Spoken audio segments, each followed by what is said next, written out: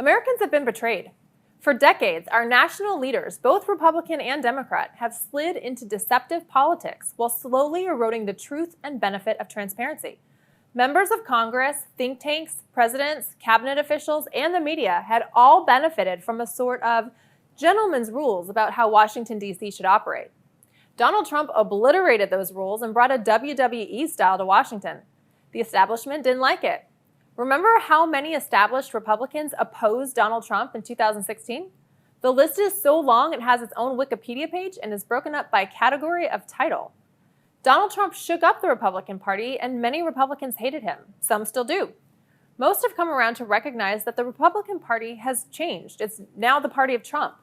Those who want the old secret deals and special privileges based on connections have been sidelined. The majority of Republicans have accepted the shift and embraced transparency, some more begrudgingly than others. Democrats are still clinging to the good old boys network of let's tell the American people one thing, but do another. As long as the media is on the side of the establishment, Congress and other powerful leaders can keep the American people in the dark. Donald Trump pulled back the curtain and revealed the corruption for the American people to see.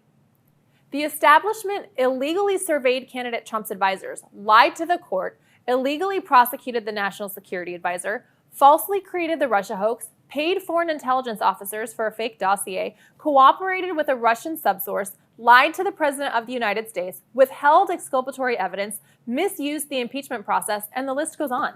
They've overlooked the fact that Biden did exactly what they unsuccessfully tried to accuse Trump of doing with Ukraine. The Ukraine's equivalent of Attorney General was investigating Burisma, the Ukrainian oil company paying Hunter Biden $80,000 a month in kickbacks. In exchange for the Ukraine firing their prosecutor general, Biden agreed to pay the Ukraine $1 billion in exchange for terminating the man investigating Hunter Biden. One America's Chanel Rion obtained the recordings. Assuming that there is a new government and a new prosecutor general, I am prepared to do a public signing of the commitment for the $1 billion. Again, I'm not suggesting that that's what you want or don't want. I'm just suggesting that that's what we're prepared to do. And again, it wouldn't be finalized until, the IMF pieces are written. Extremely strong motivation. We've all been betrayed. Republicans, Democrats, and independents.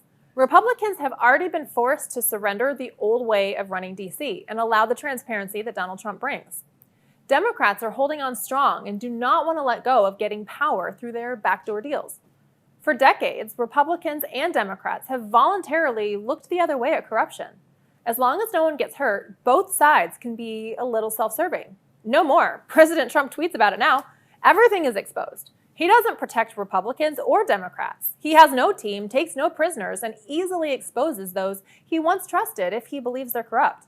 The days of a nod and a wink to close a deal in D.C. are over. That is what the election is about. And that's why Democrats are fighting so hard to remove Trump. He's a threat to their power structure. Another 4 years of Trump would decimate the power structure the D.C. establishment has set in place over the last several decades. Trump would expose it all. That is why they hate him. How desperate do Democrats have to be to resort to supporting Antifa and Black Lives Matter, hoping the chaos will confuse enough people to get them the election? In what world does supporting criminals and opposing the police win elections? They're hoping to create enough confusion to try to salvage some of their self-serving power. See it for what it is. It's all a lie. We've been betrayed, and this election is our chance to set America straight again. I'd love to hear your thoughts on current events. If you have questions you'd like me to ask the panel, please send your comments and questions to weeklybriefing@oann.com. Remember to watch Weekly Briefing every Saturday and Sunday at 2 p.m. Eastern. Thanks for watching.